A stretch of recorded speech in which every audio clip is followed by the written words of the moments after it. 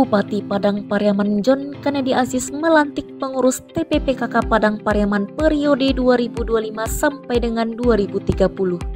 Prosesi pelantikan berlangsung khidmat ini dilaksanakan di Hal IKK Parit Malintang kantor Bupati pada Rabu 19 Maret 2025.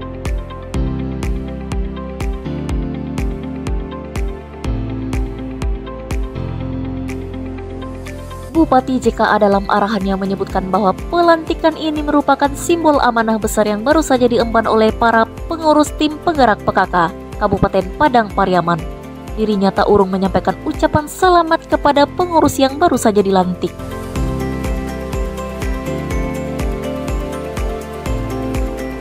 JKA melanjutkan bahwa isu efisiensi saat ini bukan untuk melemahkan semangat kita, tetapi justru untuk memperkuat dan mengoptimalkan kinerja.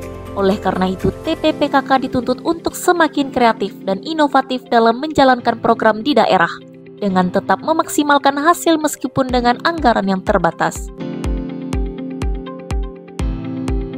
Sementara itu, Ketua TPPKK Padang Pariaman Nyonya Nita Aziz menyebutkan PKK bukan sekedar organisasi, tetapi merupakan wadah perjuangan untuk memperdayakan perempuan, meningkatkan kualitas keluarga, dan mendukung pembangunan nagari serta Kabupaten Padang Pariaman secara keseluruhan.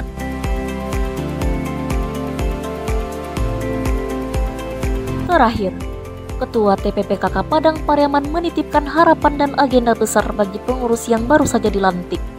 Jadilah pengurus yang inspiratif, inovatif, dan mampu melaksanakan tugas dengan sebaik-baiknya. Tim Liputan Padang Pariaman TV melaporkan.